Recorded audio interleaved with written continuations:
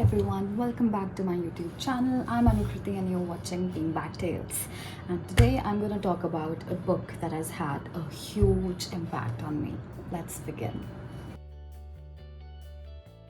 I read this book for the first time when I was a confused teenager. I was, I think, barely 15. And I've gone back to this book more than a dozen times during my confused adult life. The book that I'm talking about is Freedom from Fear by Mark Madison. It was this book that helped me form certain principles for my life when I was barely 15, and I completely stand by them even today. I very cheekily call them 25 golden rules of my life. Today I'll be talking about 8 biggest learnings that I took from this book. It is a very tiny, just 90-page book that you can read cover to cover within less than an hour, I guess, but it leaves you with so much of food for thought and so much more to introspect. But if you are into self-help, then I think you should definitely stay for this video. If self-help is not something that you're into, I think it's completely cool that you can log out and come back for some other video. Lesson number 1, the concept of unlearning. In the first chapter itself, Mark talks about how while growing up he was surrounded by negativity, which further resulted in even more negative traits during his adult life, such as resentment, negative self-talk, self-pity, pessimism, and so on.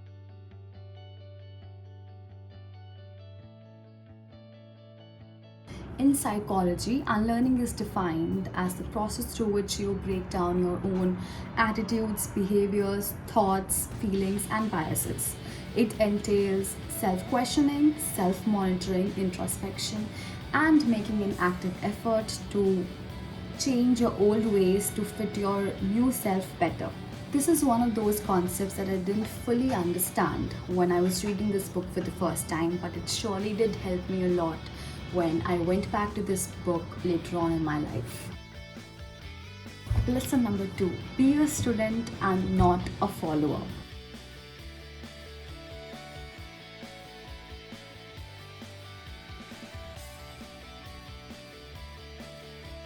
This is something my father used to tell me a lot while growing up. He used to quote Buddha and used to ask me to find my own way and my own path, regardless of what is being told to me and what is being expected of me. So this is the quote that my dad used to paraphrase, but I found some articles online saying that Buddha actually didn't say that. So I'm not really sure who said it, but my dad surely said it. Anyway, it's a good quote, so yeah. Lesson number 3, Pygmalion effect. This book talks about Pygmalion transformation in passing. I really didn't understand how profound of an effect it was.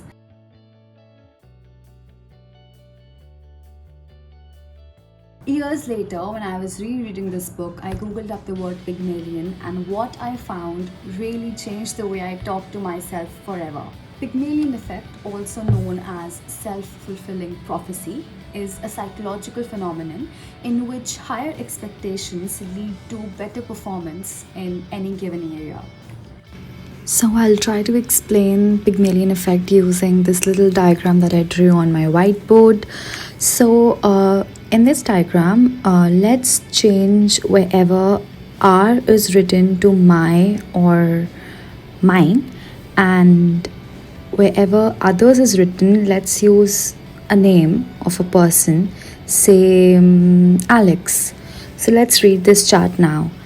My beliefs about Alex influence my actions towards Alex, which in turn will obviously impact Alex's beliefs about himself, and those beliefs will cause his actions towards me, and those actions will be reinforcing whatever beliefs I held about Alex in the first place.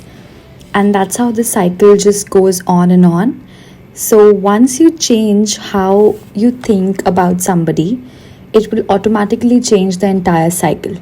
So, yep, I hope this helps. Now, this is something which can be easily used to trick your own brain into having higher expectations from yourself, which will in turn, yeah, you guessed it, cause better results.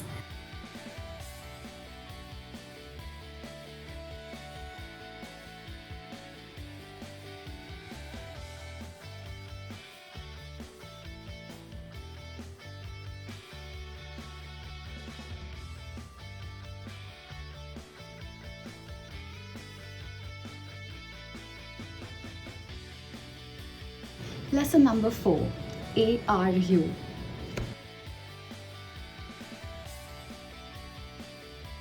Now, this is something that I've tried to keep in mind whenever I'm talking to people. All that humans crave, can't generalize, but majority of them are these three things: appreciation, respect, and understanding.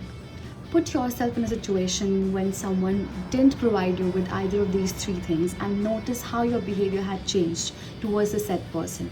Now, if I sit back and think about all the best relationships and friendships that I've had over the years, these three things have been common amongst all of them. This is editing Anukriti, and I just realized while editing this video that I've completely forgotten to mention point number 5.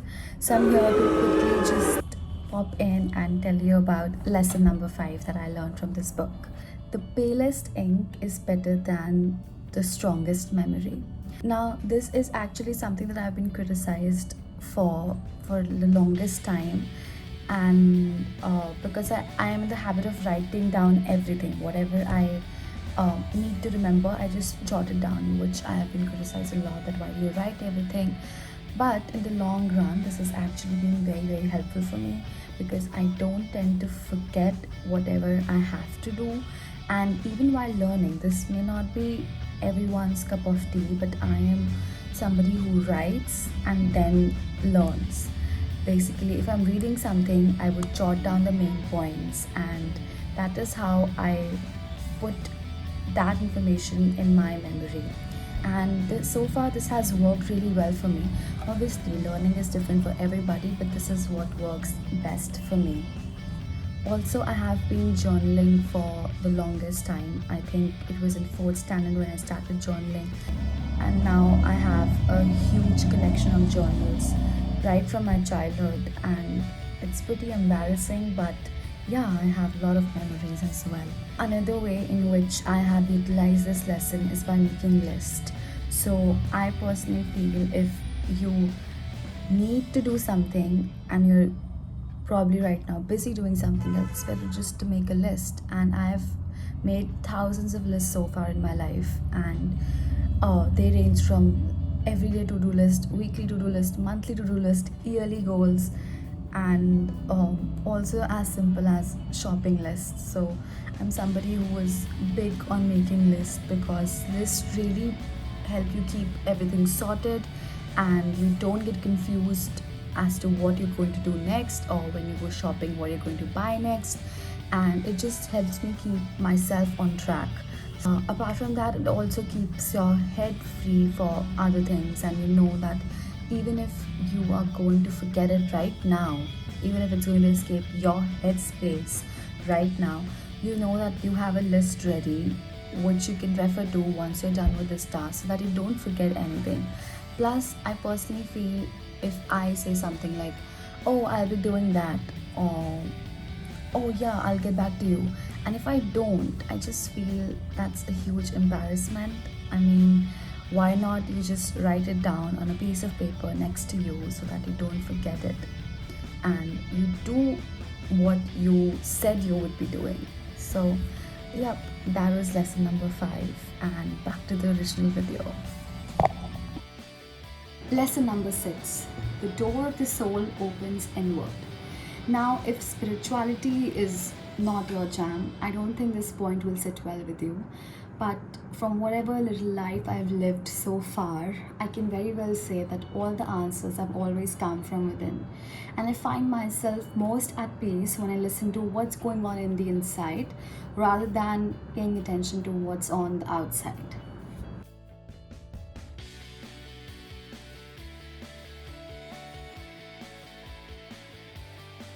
Lesson number 7, time takes time. As short and as crisp as this sounds, this is probably the hardest in the list for me to execute.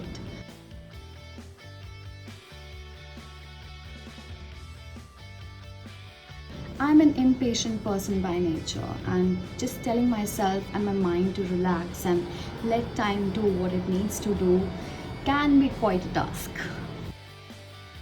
Lesson number 8, active listening. Active listening is the process of listening attentively when someone else speaks, paraphrasing and reflecting back what is being said, and withholding any judgment and advice.